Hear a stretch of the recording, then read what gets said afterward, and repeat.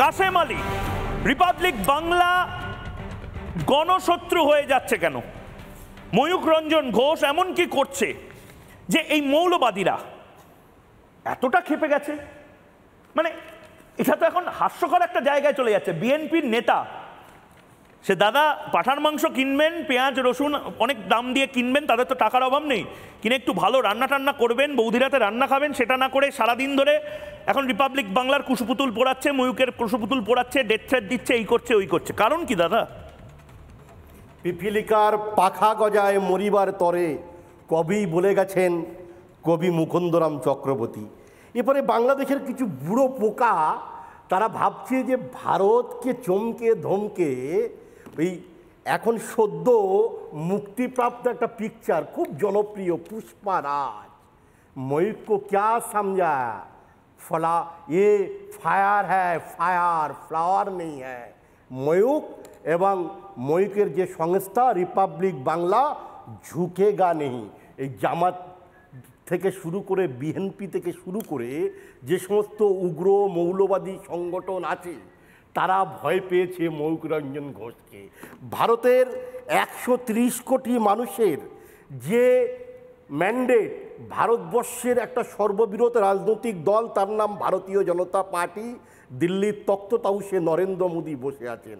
ভারতের যে সমস্ত পশ্চিমবাংলার বাঙালি সমাজ, বিশেষ করে ওপার বাংলায় সনাতনী ভাইরা যেভাবে অত্যাচার নিপীড়নের শিকার হচ্ছেন, এই বিএনপি নেতারা যখন এই মির্জা ফখরুল্লাহরা ইসকনে গিয়ে ইফতার পার্টিতে সামিল হয়, তখন কিন্তু ইসকন অচ্যুত হয় না, সন্ত্রাসবাদী সংগঠন হয় না, উগ্র হিন্দুত্ববাদী সংগঠন হয় না।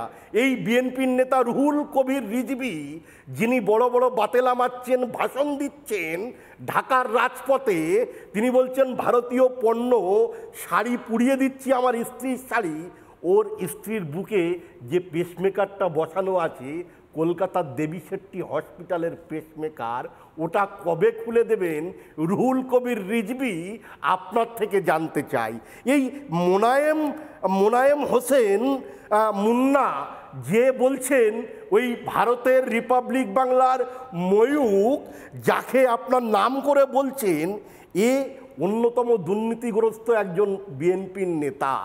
এ 14 বছর ধরে পলাতক ছিল, কানাডায় ছিল, এবং বাংলাদেশের একটা বিখ্যাত ব্যাংক সিটি ব্যাংক, সেই ব্যাংক লুট করার নেপথ্যে এই মুন্না মিয়া ছিল। আসলে বাংলাদেশটা, যে বাংলাদেশকে 1971 সালে আমরা স্বাধীন করার জন্য বঙ্গবন্ধু মুজিবুর রহমানকে আমরা সাপোর্ট করেছিলাম, পাশে ছিলাম, আমাদের সেনারা রক্ত দিয়েছে, প্রাণ দিয়েছে, আমরা বুঝতে পারিনি যে এরা পূর্ব পাকিস্তানের ডিএনএ এদের বহন করে বেড়াচ্ছে। এবং কাশেম ভাই আমি একটু ক্ষমা চাইছি আপনার কাছে, কারণ বিনায়ক দাও বসে রয়েছেন, বিনায়ক দাও কিছু বলতে চাইছেন। বিনায়ক দা, আপনি যখন কথা বলছেন, আমি ফুল ফ্রেমে ছবিগুলো দেখাবো। প্রথম ছবি, লক্ষ্মীনারায়ণের মূর্তি, সেগুলো জ্বালিয়ে দেওয়া হচ্ছে বাংলাদেশে। এটা নিয়ে কোনো খবর করা যাবে না, অদ্ভুত রকম মিনমিনে মিডিয়া এগুলো নিয়ে কোনো খবর করছিল না। রিপাবলিক বাংলা করেছে, লাগাতার করেছে, এবং তারপর রিপাবলিক বাংলা বা আমার প্রতি এত গাত্রদহ এই মৌলবাদীদের, ফান্ডামেন্টাল র্যাডিক্যালদের। এবং তার পাশাপাশি মেহেরপুর থেকে শুরু করে ইসকনের বিভিন্ন মন্দিরে জগন্নাথ দেবের দারু বিগ্রহ, নিমকাঠের মূর্তি বা বিগ্রহ যেগুলো জ্বালিয়ে দেওয়া হচ্ছে, সেগুলো নিয়ে কিছু বলা যাবে না। দেখুন এই ছবি, বিনায়ক দা বলুন। এই জগন্নাথের এইখানে এটা খুব পরিষ্কার যে প্রথমে আমি বলি, বাংলাদেশে কেবলমাত্র হিন্দুরা অত্যাচারিত হচ্ছেন না, বৌদ্ধ খ্রিস্টানরা অত্যাচারিত হচ্ছেন। চীন কেন চুপ করে আছে বা আমেরিকা কেন চুপ করে আছে এখনো আমার এটা বোঝা আমার পক্ষে অসাধ্য। তারপরে যে কথাটা বলছি, সুনামগঞ্জে যে করা হয়েছে, যে একেবারে হতদরিদ্র প্রায় 200টি হিন্দু পরিবারের সর্বস্ব জ্বালিয়ে পুড়িয়ে দেওয়া হয়েছে এবং তাদের খাবার চালটুকু, ডালটুকু, কাপড়টুকু পর্যন্ত নিয়ে যাওয়া হয়েছে, তাদের কোনো অপরাধ হয়নি। অপরাধ হয়েছে কার? না, যে ছেলেটি সেটা লাইভ স্ট্রিমিং করেছে, সেই বিপ্র দাসকে গ্রেপ্তার করে নিয়ে যাওয়া হয়েছে।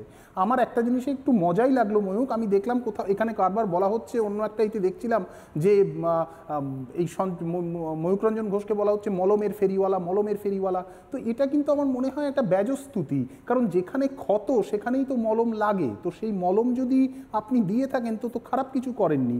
যেখানে ক্ষতটা কেন? আজকে ভারতের সঙ্গে বাংলাদেশের একটা খেলা ছিল, আন্ডার-19 খেলা, বাংলাদেশের যে কচিকাঁচারা তারা জিতেছে, অভিনন্দন বাংলাদেশকে। ভারতও জিতেছে, ভারতের অধিনায়কের নাম মোহাম্মদ আমান। বাংলাদেশ কি কখনো ভাবতে পারে যে লিটন দাস বাংলাদেশের অধিনায়ক বা অনিল দলপত পাকিস্তানের অধিনায়ক?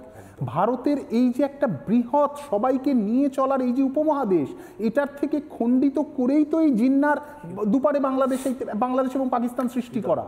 এবং তারপর বিশ্বের ইতিহাসে যা বিরল, 30 লক্ষ মানুষকে, 30 লক্ষ মানুষের প্রাণের বিনিময়ে আজকে বাংলাদেশ সৃষ্টি হয়েছিল, যেখানে রফিক, সালাম, জব্বার বরকত থেকে শুরু করে যিনি বাংলা ভাষার লড়াইকে লাহোর অব্দি নিয়ে গেছিলেন, সেই ধীরেন্দ্রনাথ দত্তের লড়াইকে, সমস্তটাকে নস্যাৎ করে আজ বাংলাদেশে জিন্না বন্দনা করছে।